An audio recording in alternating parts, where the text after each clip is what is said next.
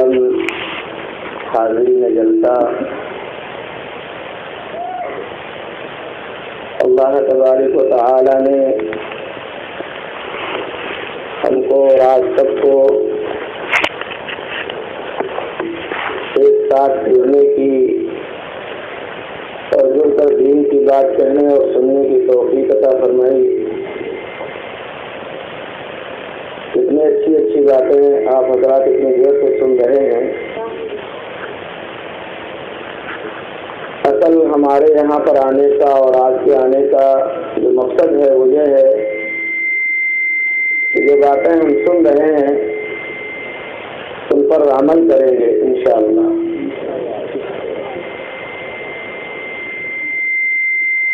جس طرح صحابہ کرام کی زندگی ہمارے اور آپ کے لیے ایک نمونے کی حیثیت رکھتی ہے، ان کی تمام زندگی کا ہم سب مطالعہ کرتے ہیں، ان کے واقعات پڑھتے ہیں جو ہمارے اور آپ کے لیے درس عبرت ہیں۔ اس سے پتہ چلتا ہے کہ اللہ کے نبی صلی اللہ تعالی علیہ وسلم نے اپنے تمام ساتھیوں پر اتنی زیادہ محنت کری تھی، ایمان پر اتنی زیادہ محنت کی گئی، ان کا ایسا ایمان بن گیا کہ جو بھی حکم نازل ہوتا تھا اس پر فوری عمل ہو جاتا تھا۔ ہم کو اور آپ کو بھی اس طرح کی مجلسیں جمانے اور ایک ساتھ بیٹھ کر کے جو ہے دین کی بات کہنے اور سننے کا اصل مقصد یہی ہے کہ ہمارے سامنے جو باتیں آئیں ان پر ہم سب بھی فوراً عمل کرنے کی کوشش کریں۔ میرے عزیز ساتھیوں، اللہ تبارک و تعالی نے اس پوری کائنات کے اندر 18,000 مخلوقات پیدا فرمائی۔ ان میں سب سے افضل انسانوں کو بنایا، پھر انسانوں کی ہدایت اور رہبری کے لیے اللہ تبارک و تعالیٰ نے اپنے مخصوص بندوں کو بھیجا۔ کم و بیش 1,24,000 انبیاء کرام اس دنیا کے اندر تشریف لائے۔ ہر ایک نبی نے اللہ کا تعارف کرایا، محنت کی، کوشش کی، لوگوں کو اللہ کی پہچان کروائی۔ کسی نبی کی امت کتنی چھوٹی ہے اور کسی نبی کی امت میں زیادہ آدمی ہیں، جتنے لوگوں نے نبی کی بات مان لی، وقت کے نبی کی بات مانی تو وہ کامیاب ہو گئے، اور جس نے اپنے نبی کی بات نہیں مانی وہ نامراد اور ناکام ہو گئے۔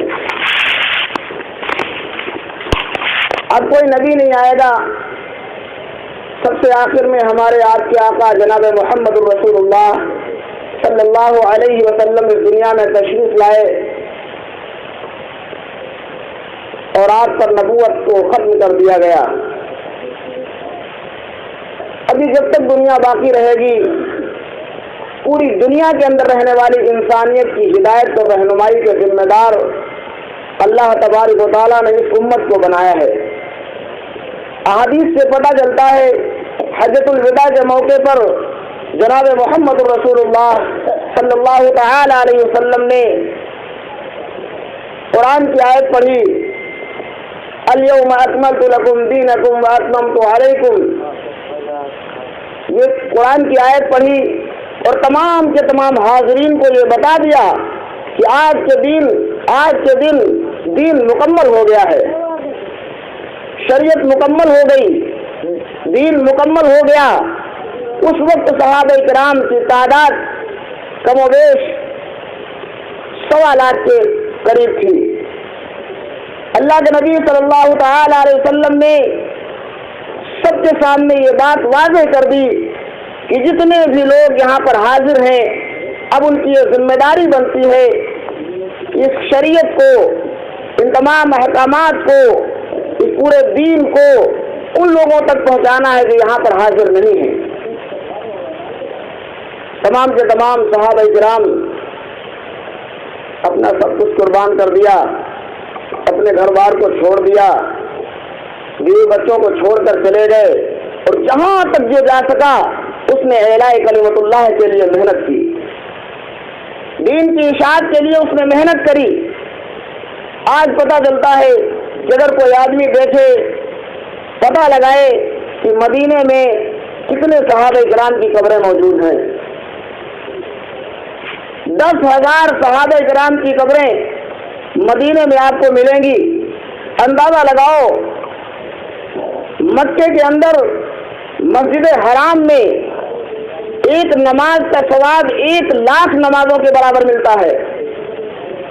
مدینے میں مسجد نبوی کے اندر ایک نماز کا ثواب 50,000 نماز کے برابر ملتا ہے، اور یہ بات صحابہ کرام سے چھپی ہوئی نہیں تھی، اس بات کو صحابہ کرام بخوبی جان رہے تھے۔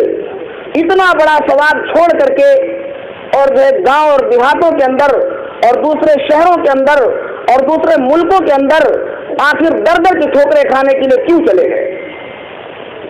آخر کیا وجہ تھی؟ میرے عزیز ساتھیوں، 1,00,000 اور 50,000 نمازوں کا ثواب تو مل جاتا، لیکن اللہ کے نبی صلی اللہ تعالی علیہ وسلم کا جو حکم تھا دین کی اشاعت کا، وہ کام کیسے مکمل ہوتا؟ پتہ یہ چلا کہ دین کی اشاعت کے لیے آدمی جب قدم اٹھاتا ہے یہ اللہ کو بہت محبوب ہے، اور پھر اس سے بڑا کوئی عمل نہیں ہوتا۔ احادیث سے پتہ چلتا ہے جب کوئی آدمی اپنے گھر سے اللہ کے راستے میں نکلتا ہے تو جب تک وہ واپس نہیں آ جاتا اللہ تبارک و تعالیٰ اس کی حفاظت فرماتے ہیں اور اس پر رحمتیں نازل فرماتے ہیں، اور اس پر اتنا ثواب ملتا ہے اس کا اندازہ نہیں لگایا جا سکتا۔ فرمایا اللہ کے راستے کی 1 ساعت تھوڑی دیر ٹھہرنا دنیا و ما فیہا سے بہتر ہے، یہ دنیا کے اندر ہے اور دنیا سے بہتر ہے تھوڑی دیر اللہ کے راستے میں رک جانا۔ اس لیے محترم بزرگوں اور دوستوں، پتہ یہ چلا کہ صحابہ کرام نے بڑی محنتیں کری ہیں اور بڑی قربانیاں دی ہیں اس دین کی اشاعت کے لیے۔ آج ہم اور آپ جو دیکھ رہے ہیں کہ ہم مسجدوں کو جا رہے ہیں، ہم اللہ اور اللہ کے رسول کو جان رہے ہیں، کتابوں کو پڑھ رہے ہیں، دین اور شریعت کو جان رہے ہیں، یہ محنت اور قربانی ہمارے بزرگوں کی ہے۔ بڑی محنتوں سے یہ دین ہم تک پہنچا، اور آج غیر محسوس طریقے سے ہمارے اندر سے دین نکلا جا رہا ہے، ہمارا ایمان کمزور ہوتا چلا جا رہا ہے، مگر ہم فکر نہیں لیتے، ہمارے اندر فکر نہیں پیدا ہوتی ہے کہ جو شریعت اور جو دین ہم پر بڑی محنتوں کے ساتھ ہم کو ملا ہے، اور وہ ہمارے اندر سے کتنی آسانی کے ساتھ نکلا ہوا جا رہا ہے۔ کتنی ضرورت ہے اس وقت ہم کو ایمان پر محنت کرنے کی اور اعمال بنانے کی، کتنی محنت کی ضرورت ہے۔ ہر ایک آدمی کو سوچنے کی بات ہے یہ کہ ہر ایک ایمان والا غور کرے اس بات کے اوپر کہ ایمان محنت کی چیز ہے، اور بغیر محنت کے ایمان نہیں بنے گا۔ فرمایا کہ فرشتوں کا ایمان ایک سطح پر باقی رہتا ہے۔ اللہ تبارک و تعالیٰ نے کسی فرشتے کو حکم دے دیا کہ تم سجدے میں رہو تو وہ سجدے میں ہے، کسی کو قیام کا حکم دے دیا تو وہ قیام میں ہے، کسی کو رکوع کا حکم دے دیا تو وہ رکوع میں ہے۔ ان کے تمام حالات ہم سے بالکل الگ ہیں، ان کا ایمان ایک سطح کے اوپر رہتا ہے، نہ تو گھٹ سکتا ہے اور نہ تو بڑھ سکتا ہے۔ نبیوں کا ایمان ہمیشہ بڑھتا ہی رہتا ہے، کبھی گھٹتا ہی نہیں، مگر ہمارا اور آپ کا ایمان گھٹتا بھی ہے اور بڑھتا بھی ہے۔ ابھی آپ کے سامنے جنت اور دوزخ کا تذکرہ ہو رہا ہے، اللہ اور اللہ کے نبی کا تذکرہ ہو رہا ہے، آج کے ایمان کے اندر تازگی پیدا ہو رہی ہے، آج کا ایمان مضبوط ہو رہا ہے، ایمان بن رہا ہے، تمام طریقے کے ذہن کے اندر جو ख्यालात पैदा होते हैं, नमाज की पाबंदी करने का ख्याल और तमाम दीनी काम पर जो है चलने का जो है आदमी के अंदर ख्याल पैदा होता है ईमान बढ़ जाने की वजह से। मगर जब हालात बदल जाते हैं और जब हम अपनी जगह को छोड़ देते हैं और जब जो है दूसरे कामों के अंदर हम मुलव्विस हो जाते हैं तो हमारे ईमान की सतह गिर जाती है, और जब हम कमजोर हो जाते हैं ईमानी एतबार से तो फिर हमारे अंदर से वो फिक्र खत्म हो जाती है। इस बात की दलील में मैं वाक़या एक बयान करूं। हज़रत हंज़ला रज़ी अल्लाह तआला अन्हु एक बार अचानक कहने लगे, हंज़ला तो मुनाफिक हो गया, हंज़ला तो मुनाफिक हो गया। अपने घर से निकल करके ये आवाज़ लगाते हुए जा रहे हैं। हज़रत अबू बकर सिद्दीक़ रज़ी अल्लाह तआला अन्हु से रास्ते में मुलाकात हो जाती है। अरे हंज़ला, सुभान अल्लाह, क्या कह रहे हैं आप? हज़रत अबू बकर सिद्दीक़ रज़ी अल्लाह तआला अन्हु पूछते हैं। हज़रत हंज़ला रज़ी अल्लाह अन्हु कह रहे हैं, अबू बकर, हंज़ला तो मुनाफिक हो गया, आखिर क्या वजह है? फरमाया, जिस वक्त हम अल्लाह के नबी सल्लल्लाहु अलैहि वसल्लम की मजलिस में होते हैं, जन्नत और जहन्नम का तज़किरा होता है, ऐसा लगता है कि गोया वो मेरे सामने है।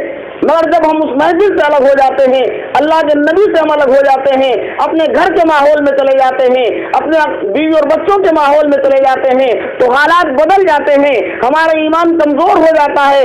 फिर जो है वो कैफियत बाकी नहीं रहती जो अल्लाह के नबी की मजलिस में कैफियत होती है।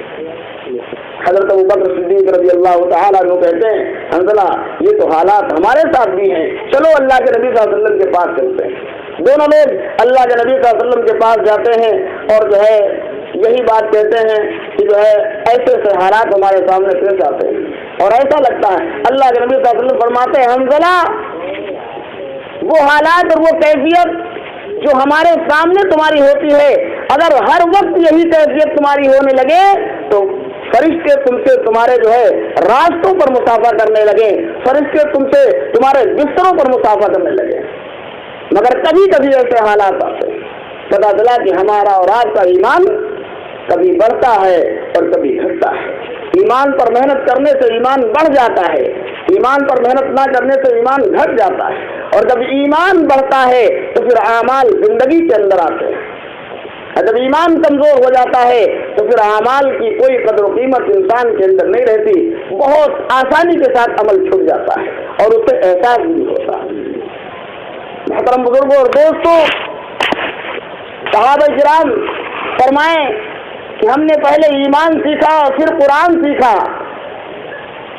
इतना ईमान पर मेहनत करी, 11 या 13 साल तक ईमान पर मेहनत करी है, तब जाकर के ऐसा ईमान बन गया कि अल्लाह के नबी सल्लल्लाहु अलैहि वसल्लम की तरफ से कोई भी हुक्म मिल जाए फौरन उस पर अमल हो रहा है। एक सहाबी रसूल हैं, जंग का मौका है, जिहाद हो रहा है, अपनी थैली से जरा सी खजूरें निकाली और निकाल कर खाने लगे।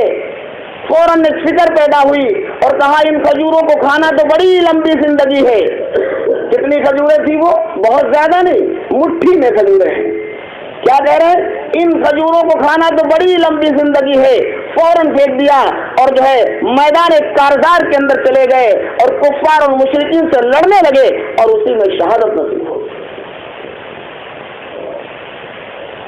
इसलिए मेरे अजीज साथियों, हमको भी जरूरत है कि हम भी फिक्र लें, हम भी जो है एक आज़्म करें कि हम ईमान वाले हैं।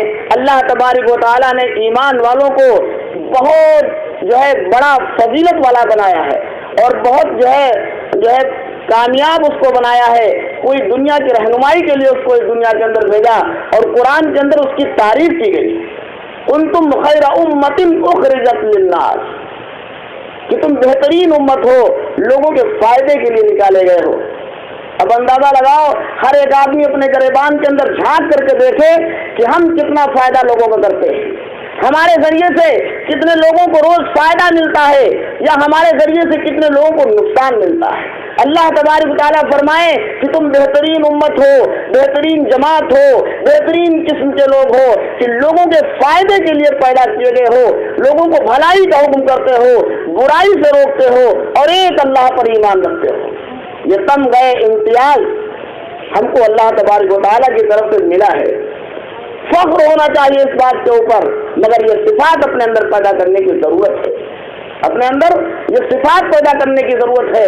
مگر ابھی ساتھیوں یہ کہنے دیا جائے کہ آج انسان اتنا گر چکا ہے کہ انسان کے اندر وہ صفات پیدا ہو چکی ہیں جو صفات جانوروں کے اندر ہوتی ہیں, جو صفات درندوں کے اندر ہوتی ہیں, جو صفات انسانی اور فرشتوں کے اندر ہوتی, وہ صفاتیں ہمارے اندر سے نکل چکی. ہمارا آج یہ حال ہو چکا ہے. اندازہ لگاؤ فرشتوں کے اندر جو ملکوتی صفت ہوتی ہے کتنی بہترین صفت ہوگی. انسانوں کے اندر جو انسانیت والی صفت ہوتی ہے وہ کتنی اچھی صفت ہے کہ انسان کے اندر انسانی صفت ہی پیدا ہو جائے. ان دو صفات سے ہٹ کر ہمارے اندر کون سی صفات پیدا ہو گئی؟ جانوروں والی صفات پیدا ہو گئی. جانوروں والی صفات اپنا جو ہے فائدہ دیکھے, دوسرے کا نقصان ہو, اس سے ہمیں مطلب نہیں. ہر ایک ایمان والا بھی یہی چاہتا ہے ہمارا فائدہ ہو جائے, اگلے کا نقصان ہو جائے, ہم سے کوئی مطلب نہیں. اس سے اور بڑھ کر کے درندوں والی ہمارے اندر جو ہے صفات پیدا ہو گئی. اچھا ایک بات بتائیں, اگر کسی کو بچھی مار دے یا کسی کو سانپ کاٹ لے تو اس کا کیا فائدہ ہوتا ہے؟ اگر کسی کو بچھی مار دے تو اس کا پیٹ بھرے گا, یا سانپ کسی کو کاٹ لے تو اس کا پیٹ بھرے گا؟ نہیں بھرتا ہے. مگر اگلے کا کیا ہوتا ہے؟ اگلے کو بہت نقصان پہنچ جاتا ہے. اگر اسی میں اس کی موت لکھی ہے تو موت بھی ہو جاتی ہے, مگر اس کا کچھ فائدہ نہیں ہوا. یہ صفات آج انسان کے اندر پیدا ہو چکی, ایمان والوں کے اندر پیدا ہو چکی. دوسرے کا نقصان کر کے مانیں گے, اپنا فائدہ ہو یا نہ ہو. اگلے کا نقصان ہو جائے, ہمارا فائدہ ہوگا یا نقصان ہوگا, اس سے کوئی مطلب نہیں. یہ صفات ہمارے اندر اگر آ جائے اور اس کے بعد ہم اندازہ لگائیں کہ ہم ایمان سے کتنے دور ہو چکے ہیں, ہم نبی کی شریعت اور نبی کے قانون سے کتنے دور ہو چکے ہیں, یہ آدمی کو غور و فکر کرنے کی ضرورت ہے. ابھی جو بتا رہے تھے حاجی صاحب کہ مطلب نماز کے بارے میں ساری چیزیں بتا کے چلے گئے, بہت اچھی اچھی باتیں بتائیں کہ ہماری نمازوں سے کچھ نہیں ہو پا رہا, نماز سے جو ہے ہمارے مسائل نہیں حل ہوتے, نمازیں ہماری قبول نہیں ہو رہی ہیں, کہ ہم کو اپنے اندر جھانک کر کے دیکھنا ہے. اپنے اندر حدیثوں سے پتا چلتا ہے کہ آدمی ہاتھ اٹھا کر کے دعا کر رہا ہے, یا رب کر رہا ہے, مگر اس کی دعا اس کے سر سے اوپر نہیں جاتی. کیوں؟ اس لیے کہ اس کا کھانا حرام, اس کا پینا حرام, اس کا پہننا حرام, تمام کی تمام چیزیں ہم حرام استعمال کر رہے ہیں, اور اس کے بعد ہم اللہ کے دربار میں اپنے ہاتھوں کو اٹھا کر دعا کرتے ہیں, تو دعا ہماری کہاں سے قبول ہو جائے؟ صرف نماز پڑھ لینے سے دعا نہیں قبول ہوتی, صرف روزہ رکھ لینے سے ہم مکمل ایمان والے نہیں ہو جاتے, بلکہ ہم کو اپنی پوری زندگی پر نظر ڈالنی پڑے گی, پوری زندگی پر دھیان دینا پڑے گا کہ ہمارے اندر کون سے اعمال اور کیسے اعمال. صحابہ کرام کے کیسے اعمال تھے, نبی نے کیا زندگی بتائی ہے, کس طرح زندگی گزارنے کا حکم دیا ہے, یہ ہمیں دیکھنا پڑے گا, تب جا کر کے مسائل حل ہوں گے. ورنہ صحابہ ایسے نہیں حل ہوتے مسئلے. صحابہ کے قرآن میں آیت نازل ہوئی, لن تنالوا البر حتى تنفقوا مما تحبون, تم نیکی ہرگز حاصل نہیں کر سکتے جب تک تم اپنی جو ہے محبوب چیز کو اللہ کے راستے میں قربان نہ کر دو.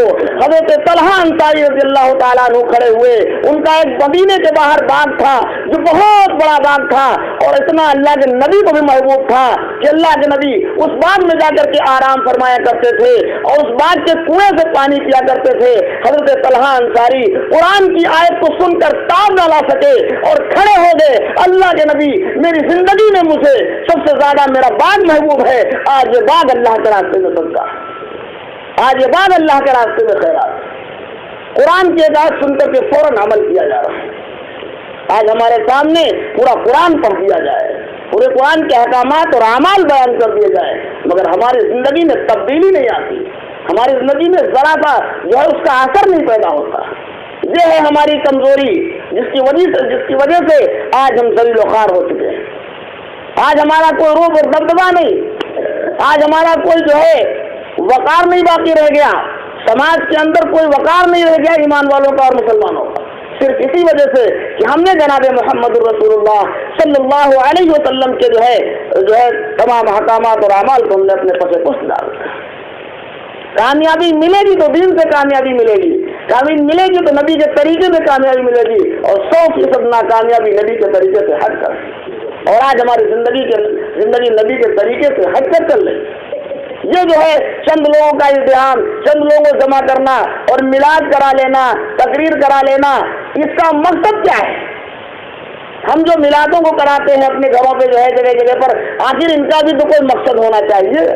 ہم یہاں پر بیٹھے ہوئے ہیں صرف میلاد کی برکت کے لیے نہیں بیٹھے، میلاد سے ہمیں ثواب ملے گا ہمارا کوئی مقصد نہیں ہے۔ ہمارا تو مقصد صرف یہ ہے کہ ہمارے سامنے چند لوگ بیٹھے ہوئے ہیں، ہم انہیں اللہ کے نبی کا حکم بتائیں گے، ہم انہیں اللہ کا قانون بتائیں گے، اگر ان میں سے کسی نے عمل کیا تو اس کو بھی اس کا ثواب ملے گا اور ہمیں بھی اس کا ثواب ملے گا۔ میلاد سے ہمارا کوئی مطلب نہیں ہے۔ لوگ میلاد برکت کے لیے اور ثواب کے لیے کرتے ہیں، اس سے کوئی فائدہ نہیں ہونے والا۔ فائدہ تو یہ ہوگا کہ ہم جو ہے ان باتوں کو سن کر کے عمل کریں گے۔ جو باتیں لوگوں کو جمع کر کے بیان کی گئی ہیں ان پر جو ہے جن باتوں کو منع کر دیا گیا انہیں چھوڑ دینا چاہیے، اور جن باتوں پر کرنے کا حکم دیا گیا انہیں کرنا چاہیے۔ اللہ رب العزت نے حکم نازل فرمایا، وما آتاکم الرسول فخذوہ وما نہاکم عنہ فانتہوا، میرا رسول تمہیں جو دے اسے لے لو اور جس چیز سے منع کر دے اس کے قریب ہرگز نہ جانا۔ تو رسول نے تو ہمیں شریعت دی ہے، رسول نے تو ہمیں زندگی کا طریقہ بتایا، رسول نے تو ہمیں تمام تقریبات سے روشناس کرایا، رسول کی زندگی کے اندر سارے مسائل اور اسی سے ہمیں لینا ہے۔ ہمارے لیے آئیڈیل اور نمونہ رسول کی زندگی ہے، ہمارے لیے آئیڈیل اور نمونہ صحابہ کی زندگی ہے۔ دنیا والوں کی زندگی ہمارے لیے نمونہ نہیں ہے۔ کوئی کتنا کامیاب ہو جائے، کوئی کتنا بڑا پیسے والا ہو جائے، کوئی کتنا بڑا ڈگری والا ہو جائے، اسے اللہ ایسے نہیں معاف کریں گے۔ اللہ کے ہاں تو قدر و قیمت ایمان کی ہے۔ ایک بار اللہ کے نبی صلی اللہ علیہ وسلم تشریف فرما ہے، ایک صاحب نکلے، اللہ کے نبی نے فرمایا کہ ان شخص کے بارے میں، ان صاحب کے بارے میں کیا رائے ہے؟ فرمایا اللہ کے نبی اگر یہ کسی کے ہم شادی کا پیغام دے دیں تو فوراً لوگ تیار ہو جائیں، یہ جو کچھ بھی کہیں اس کو ماننے کے لیے سب تیار، بڑی عزت ہے ان کی، سماج کے اندر اچھی نظروں سے دیکھا جاتا ہے، پیسے والے ہیں، یہ ہیں، فلاں ہیں، بہت کچھ بتایا۔ پھر دوسرے صاحب نکلے، کہا ان کے بارے میں آپ کی کیا رائے ہے؟ کہا اللہ کے نبی یہ کچھ بھی کہیں اس پہ کوئی عمل کرنے والا نہیں، ان کی کوئی بات سنتا ہی نہیں، ان کا کوئی وجود نہیں ہے، ان کا کوئی وقار نہیں ہے سماج کے اندر۔ اللہ کے رسول نے فرمایا کہ قدر و قیمت تو ایمان کی ہے، پہلے والے سے اگر دنیا بھر دی جائے تو اللہ کو اس کی کوئی ضرورت نہیں، پہلے والے جیسوں سے اگر دنیا بھر دی جائے پوری تو اس کی بھی اللہ کو کوئی ضرورت نہیں ہے۔ اصل کیا ہے؟ اصل تو یہ ہے کہ آدمی کی پہچان کہیں بھی نہ ہو، آدمی کو کوئی نہ جانے، اسے کوئی سلام نہ کرے، اسے کوئی جو ہے کسی طرح بھی جو ہے دنیاوی وقار اور عزت کی جو ہے حیثیت نہ دے، مگر وہ ایمان اور یقین والا ہے تو اللہ کی نظر میں اس کی عزت ہے، اللہ کی نظر میں اس کا وقار ہے، اور اللہ اسے دنیا میں کتنی بھی پریشانیوں میں رکھے مگر آخر اس کا یہ ہوگا کہ اللہ اسے معاف کر دے۔ اس لیے محترم بزرگوں اور دوستوں، ہم سب کو فکر لینے کی ضرورت ہے، اور ہم یہ نہ سوچیں کہ جو ہے اگر ہم نے نماز پڑھ لیا تو ہم کامیاب ہو گئے اور دوسرے لوگ کچھ بھی کرتے رہیں۔ نہیں، ہم سب کی یہ ذمہ داری ہے کہ تمام کے تمام ایمان والوں کو اعمال پر لانے کی ضرورت ہے اور ایمان پر پوری محنت کری جائے، اس سے ہم سب کامیاب ہوں گے۔ ایک بار اللہ کے نبی صلی اللہ تعالی علیہ وسلم نے مثال دے کر ایک بات فرمائی کہ ایک جو ہے ندی کے اندر، دریا کے اندر ایک جہاز ہے، اور جہاز میں جو ہے دو در بنے ہوئے ہیں، ایک منزل دوسری منزل۔ کچھ لوگ دوسری منزل پہ بیٹھے ہوئے ہیں اور کچھ لوگ نیچے والی منزل پہ بیٹھے ہوئے ہیں۔ جو نیچے والے ہیں وہاں پر پانی کا کوئی انتظام نہیں ہے، اوپر والی منزل میں پانی کا انتظام ہے، نیچے والے بار بار اوپر جاتے ہیں پانی لینے کے لیے۔ اس بار بار جانے کی وجہ سے اوپر والوں کو تکلیف ہوتی ہے۔ اگر نیچے والے یہ سوچیں کہ یار بار بار جانے سے بڑی تکلیف ہوتی ہے، ایسا کرتے ہیں کسی سمندر میں نیچے جو ہے ہم ذرا سا سوراخ کر دیں اور یہیں سے پانی ہم لوگوں کو میسر ہو جائے گا، تو بتاؤ کیا ہوگا؟ وہ جہاز باقی رہے گا؟ جب نیچے سوراخ کر دیا جائے گا تو اس جہاز کے اندر پانی بھر جائے گا، اور اگر اس حرکت سے اوپر والی جماعت یا اوپر والے در میں جو لوگ بیٹھے ہوئے ہیں ان کو اس حرکت سے منع نہ کریں تو کیا وہ بچیں گے؟ وہ نہیں بچیں گے، سب کے سب ڈوب جائیں گے، پورا جہاز غرق ہو جائے گا۔ پتہ یہ چلا تکلیفیں جتنی بھی ہوں बार बार ऊपर जाएंगे नीचे वाले, और किसी को कोई परेशानी होती रहे मगर नीचे सुराख नहीं किया जाएगा। और अगर ये हरकत कोई करेगा तो ऊपर वालों की ये जिम्मेदारी है कि उनको इस हरकत से रोके, वरना वो भी जो है डूब जाएगा। कोई भी कुछ भी कर रहा है, हर एक ईमान वाले की ये जिम्मेदारी है कि वो पूरी तरीके से जो है कोशिश करे। हर एक घर का आदमी जिम्मेदार है। अल्लाह के नबी सल्लल्लाहु अलैहि वसल्लम ने फरमाया, कुल्लुकुम राइन व कुल्लुकुम मसऊलन अन रइयतिही। हर जिम्मेदार अपने मातहतों का जो है, हर एक जिम्मेदार जो है अपने मातहतों के बारे में उससे सवाल किया जाएगा। घर का जो जिम्मेदार है पूरे घर के बारे में उससे सवाल किया जाएगा। तुमने अपने बच्चों की तरबियत कैसी करी है, तुमने अपनी जो है माँ बहनों को नमाज की तलकीन कितनी की है, तुमने अपनी बीवी के ऊपर दुनियावी एतबार से कितने हुक्म लगाए थे और दीनी एतबार से कितने हुक्म लगाए हैं। सारी की सारी चीजों का सवाल अल्लाह रब्बुल इज्जत हर एक जिम्मेदार से करेंगे। आज अगर हमने अपनी जिम्मेदारी पूरी नहीं करी तो कितने बड़े हम काबिल हो जाएं और कितने बड़े जो है हम आमाल वाले हो जाएं, मगर अल्लाह रब्बुल इज्जत हमारी पकड़ कर लेंगे। कोई आदमी जो है सिर्फ नमाज रोजे से कामयाब नहीं हो पाएगा। अरे इतनी जिम्मेदारियां उसको दी गई हैं, उन तमाम जिम्मेदारियों के बारे में उससे सवाल किया जाएगा। अगर उन सवालों के अंदर वो कामयाब होगा वही असल कामयाब है। इसलिए मोहतरम बुजुर्गों और दोस्तों, हमको और आपको जो है बहुत सी चीज़ों को देखना है, ध्यान देना है कि आदमी को जो है मसला कब्र का है, हश्र का है, तमाम तरीके के हालात हैं। इतना खतरनाक जहन्नम कितनी खतरनाक है। जहन्नम बोलते हैं हम लोग, दोज़ख बोलते हैं, ऐसा लगता है बस जहन्नम दोज़ख। एहसास होता है? एहसास नहीं होता, जरा सा भी एहसास नहीं होता जहन्नम और दोज़ख क्या है। इतनी खतरनाक जगह है, इतनी खतरनाक। ईमान बनेगा अगर सुनेंगे हदीसों को, पढ़ेंगे, और जब ईमान बनेगा तो अल्लाह का डर और खौफ पैदा होगा। जहन्नम से भी डर लगने लगेगा। आज तो डर नहीं लगता। फरमाया जहन्नम से अगर एक डोल निकाल ली जाए, एक बाल्टी वहां से आग निकाल ली जाए और इस दुनिया के अंदर डाल दी जाए, आने वाहिद के अंदर पूरी दुनिया खाकिस्तर हो जाए, खत्म हो जाए पूरी दुनिया, इतनी खतरनाक जहन्नम है। और जहन्नम के अंदर इंसान को डाला जाएगा। तो जहन्नम से डर नहीं लगता हमको।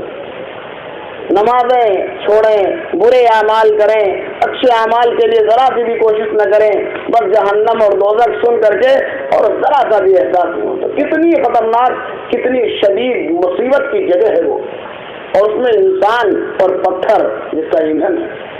उससे बचने के लिए अल्लाह के नबी सल्लल्लाहु अलैहि वसल्लम ने जो तरीका बताया है उस पर हमें अमल करना पड़ेगा। कब्र के अंदर कितनी खतरनाक जो है कब्र जगह है।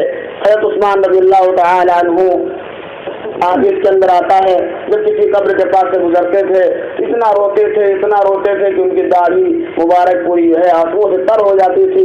सहाबा ने पूछा, अमीरुल मोमिनीन, आपके सामने जन्नत और दोज़ख का तज़किरा होता है, आप इतना नहीं रोते, लेकिन जब किसी कब्र के पास से गुजरते हैं तो इतना रोते हैं, आखिर क्या वजह है? फरमाया, कब्र जो है वो आखिरत की मंजिलों में से सबसे पहली मंजिल है। अगर ये आसानी से निकल गई, आसानी से इससे हम पार हो गए तो सारी की सारी जो है मंजिलें वो आसान हो जाएंगी। अगर इसमें कोई फंसा तो फिर समझ लीजिए मसला क्या होगा।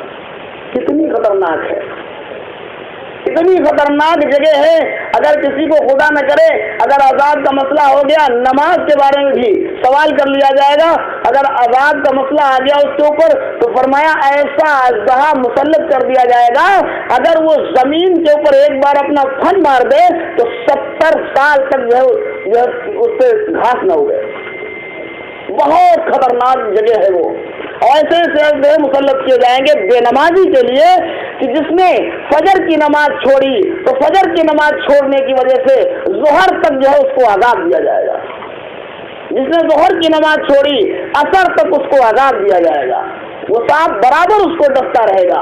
असर की नमाज छोड़ने की वजह से मगरिब तक उसे आज़ाब दिया जाएगा। मगरिब की नमाज छोड़ने की वजह से ईशा तक उसे आज़ाब मिलेगा, और ईशा की नमाज भी अगर उसने न पढ़ी तो फिर फजर तक उसको आज़ाब होता रहेगा, और ये सिलसिला कयामत तक चलता रहेगा।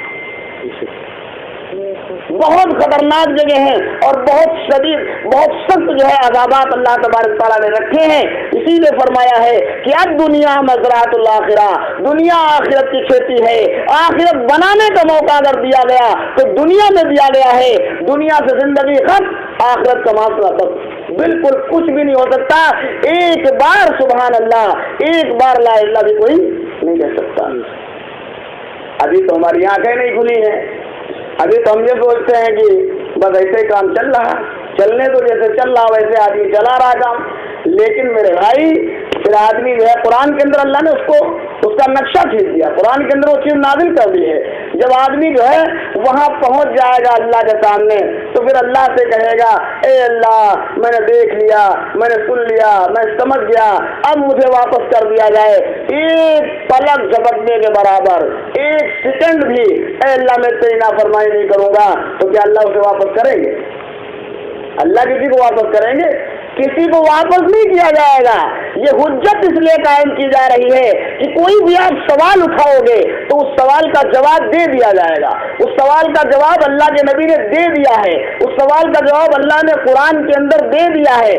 ساری تمام کے تمام مسائلوں کا حل اور تمام کے تمام جو ہے اٹھنے والے مسائل ان سب کو جو ہے بیان کر دیا گیا ہے. پرچہ بالکل آؤٹ ہو چکا ہے. اب اگر پھر بھی کوئی نہ پاس ہو سکے تو یہ پھر اس کی کمی ہے, اس کی کمی ہے کہ جو سب کچھ معلوم ہو گیا تھا.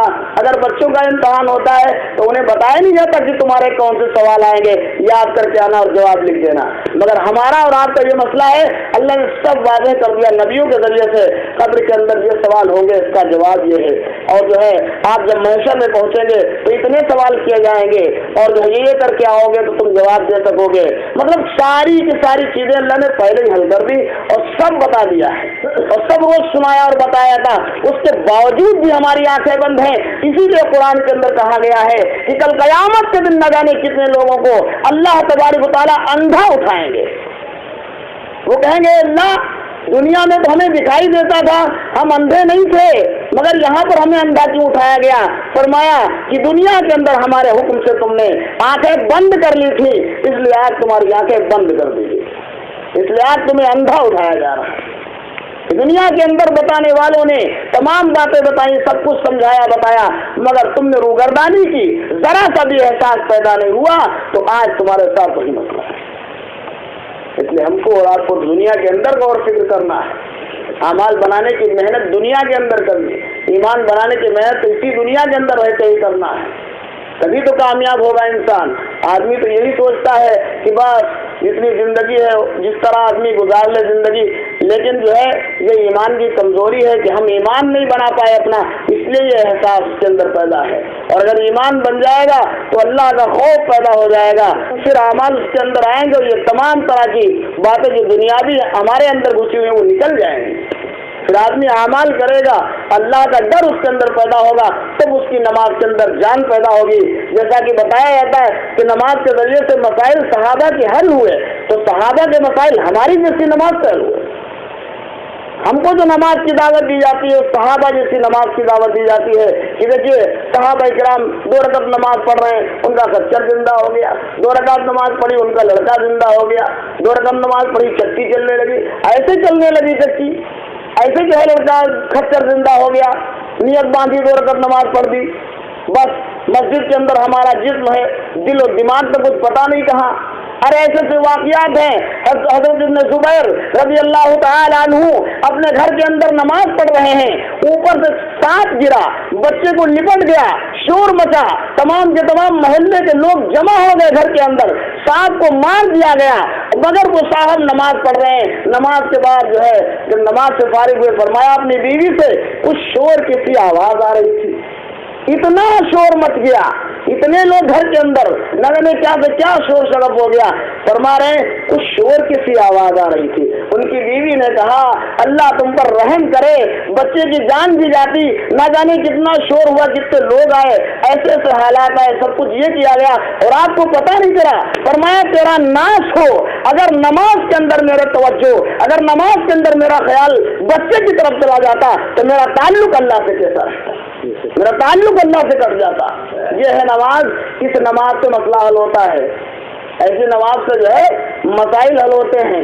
کیسا تعلق جڑ گیا کہ پھر کوئی مسئلہ نہیں ہے. حضرت علی رضی اللہ تعالی عنہ ہے, پیر میں تیر لگا ہوا ہے, اندازہ لگاؤ تیر پیر میں لگ جائے, گھس جائے تو اس کا نکالنا بغیر آپریشن کے ممکن ہے, کیسے نکلے گا وہ؟ ऐसे तीर निकाला जा रहा, बड़ी तकलीफ हो रही है। फरमाया जब नमाज के लिए नेत बांध ले तो उस वक्त तीर निकाल लिया जाएगा। तमाम लोग जमा हुए, हज़रत अली रज़ी अल्लाह तआला अन्हु नमाज पढ़ रहे हैं और उसी नमाज के दौरान उनका तीर निकाल लिया गया। सलाम फेरने के बाद पूछता, अच्छा तुम लोग तीर निकालने के लिए? कहा हजरत तीर तो आपका निकाल ले लिया गया, निकाला जा चुका तीर आपका, और उन्हें एहसास तक नहीं हुआ। ऐसा ताल्लुक जुड़ जाता था कि फिर किसी चीज की फिक्र रही नहीं जाती थी, एहसास नहीं रह जाता किसी चीज का।